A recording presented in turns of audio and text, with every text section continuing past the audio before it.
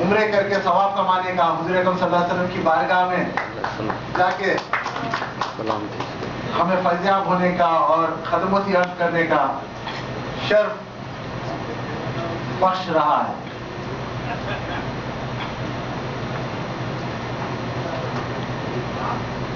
تعلیم، جب تک ہم دنیاوی تعلیم کو دینی تعلیم کے ساتھ نہ جوڑے، ہم ترقی نہیں کر سکتے۔ اور اسلام میں بھی کہیں بھی یہ نہیں کہا گیا ہے کہ آپ دنیاوی تعلیم حاصل نہ کریں۔ اسلام میں کہا گیا ہے کہ آپ علم حاصل کریں۔ مگر ہم آج دیکھ رہے ہیں، آزادی کے بعد اگر ہم حاصل کر رہے تھے تو دینی تعلیم حاصل کر رہے تھے، اور اب اگر حاصل کر رہے ہیں تو ہم صرف دنیاوی تعلیم کے پیچھے لگے ہیں اور دین کی تعلیم کو ہم چھوڑ رہے ہیں۔ اگر ہم دین کی تعلیم کو چھوڑیں گے تو دنیا میں کبھی بھی ترقی نہیں کر سکتے۔ دنیا میں اگر ہم کو ترقی اگر کرنا ہے تو دنیاوی تعلیم کے ساتھ ساتھ ہم کو دین کی تعلیم کو ساتھ لیتے ہوئے چلنا ہوگا۔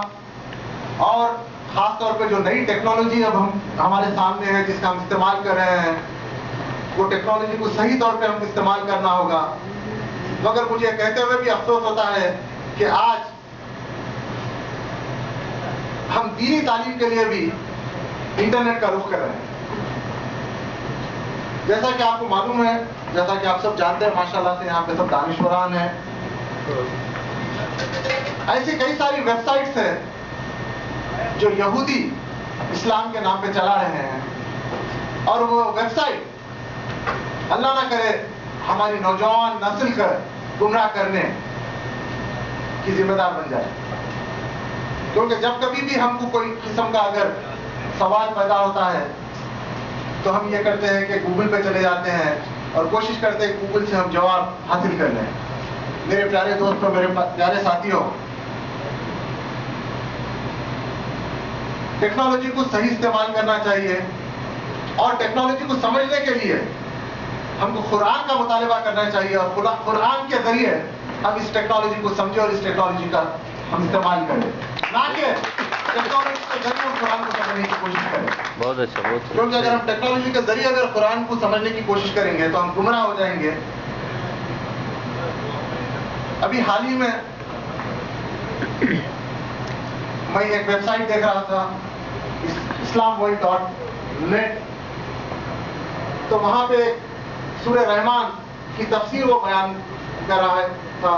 تو جب اس میں سورہ رحمان کی تو پہلے 8-10 جو آیتیں ہیں، اس میں پہلے 8-10 آیتوں کی جب آپ اس میں تفسیر دیکھیں گے تو وہاں تک تو صحیح ہے، اس کے بعد وہاں سے وہ رخ اپنا تبدیل کرتے ہوئے اس طریقے سے لے کے جا رہے ہیں کہ ہم گمراہی کی طرف وہاں سے نکل پڑتے ہیں۔ تو یہ بہت ضروری ہے، خاص طور پہ چونکہ میں یہ اس لیے کہہ رہا ہوں کہ ہمارے سب نوجوان لڑکے ہیں، جب ہم گھر جائیں تو ان سے کہیں کہ ٹیکنالوجی کو استعمال کریں، مگر ٹیکنالوجی کو صرف اسی حد تک استعمال کریں جس حد تک ہم کو استعمال کرنا چاہیے، نہ کہ ہم کو اپنا دین سمجھنے کے لیے۔ دین سمجھنے کے لیے ہمارے ہاں آج علماء کرام ہیں، اور اس فیس بک کے ذریعے اور خاص طور پہ انٹرنیٹ کے ذریعے آج کل نئے علماء پیدا ہو گئے ہیں، جس کو ہم انٹرنیٹ علماء یا انٹرنیٹ مولوی کہہ سکتے ہیں، جو انٹرنیٹ پہ بیٹھتے ہیں، کچھ تھوڑا بہت ریسرچ کر لیتے ہیں، پھر آپ کے ہمارے سامنے آ جاتے ہیں اور ہم کو پھر قرآن سمجھانے کی یا حدیث سمجھانے کی کوشش کرتے ہیں۔ ہم کو خاص طور پہ انٹرنیٹ مولاناؤں سے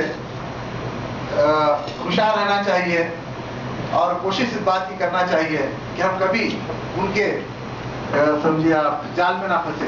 اس لیے میں کہہ رہا ہوں کہ گزشتہ رمضان میں حیدرآباد میں ایک محفل میں مجھے بلایا گیا، تو وہاں پہ میں نام لینا نہیں چاہوں گا آپ کے سامنے، تو بیٹھ رہے تھے، بہت ایک بحث چھڑ گئی، تو انہوں نے سمجھیے آپ اسلام کے بارے میں بہت ساری باتیں کہنا شروع کی۔ تو میں نے سننے کے بعد میں نے کہا کہ صاحب نالج تو آپ کے پاس بہت ہے، مگر یہ نالج آئی کہاں سے آپ کے پاس؟ تو انہوں نے کہا کہ روزانہ 3 گھنٹے میں انٹرنیٹ کا قرآن کا مطالعہ کرتا ہوں۔ تو میں نے کہا کہ آپ نے قرآن پڑھی ہے؟ تو انہوں نے کہا کہ قرآن پڑھنے کی ضرورت ہے جب ہر چیز انٹرنیٹ پہ ہے۔ تو اس قسم کے بھی اللہ نہ کرے ایسے حادثات ہمارے ساتھ ہو، کیونکہ میں تو اسے حادثہ ہی کہوں گا، اور اللہ تعالیٰ ہم سب کی اس قسم کے حادثات سے سمجھے آپ حفاظت فرمائیں. آمین آمین.